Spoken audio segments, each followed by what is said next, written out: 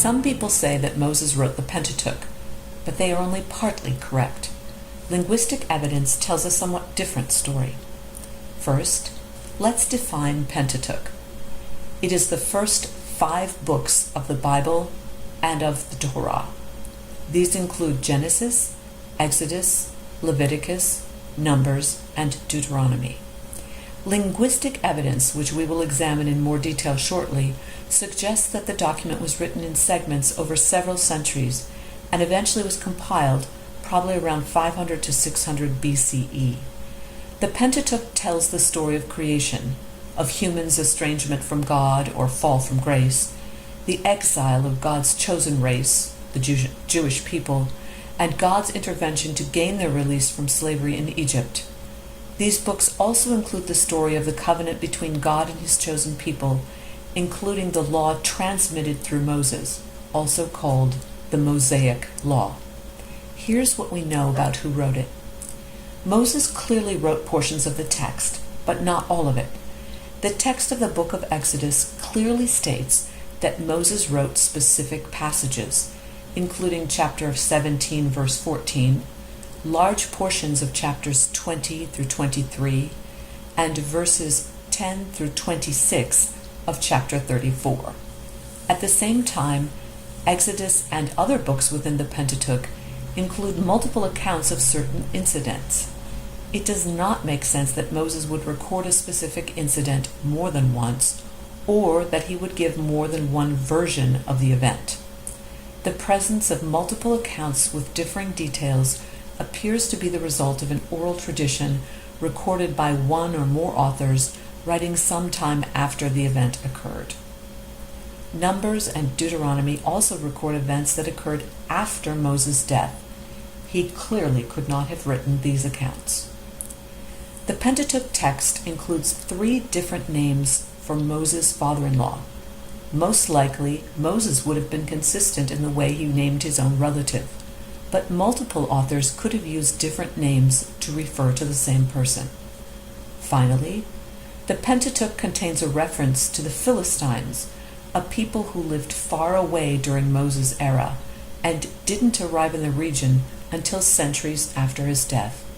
He would not have known of their existence. Scholars identify 4 additional sources and authors of the Pentateuch. The first is called the J source. This author always used the tetragrammaton, that is, the 4 Hebrew letters that refer to God, when writing about God. Depending on the transliteration system, these 4 letters can be pronounced as Jehovah or Yahweh. The J source gets his or her name from Jehovah, but this author is also sometimes called the Yahwist source, after the name Yahweh. This author called Moses' father-in-law Reuel or Habab, and appears to be from the southern kingdom based on the vocabulary, which is a distinct form of Hebrew used between 800 and 1000 BCE. The second source is called the E source by scholars because this author always used Elohim as the name for God. Elohim is a plural noun that uses a singular verb, implying that God is multiple persons and yet one. This is the name for God used in the beautiful opening line of Genesis. In the beginning, God created the heavens and the earth. Based on the characteristics of this author's language, he or she appears to be from the northern kingdom and appears to have been writing in the same era as the J source. This source refers to Moses' father-in-law as Jethro. The next source is called the priestly, or P source for short.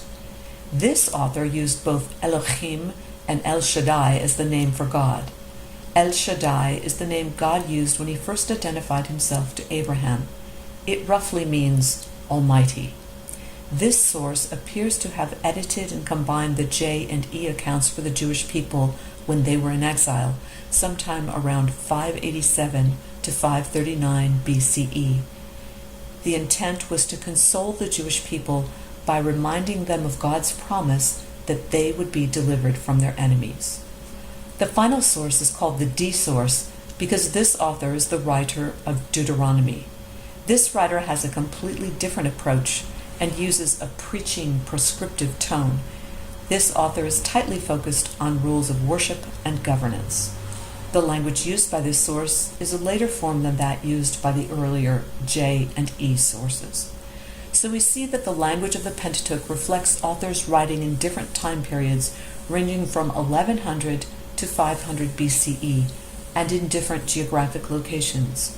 While the text does say that Moses wrote certain parts of the Pentateuch, multiple but slightly different accounts of the same incidents, the inclusion of events that occurred after Moses' death, and inconsistencies in naming conventions all point to multiple, though unnamed, authors.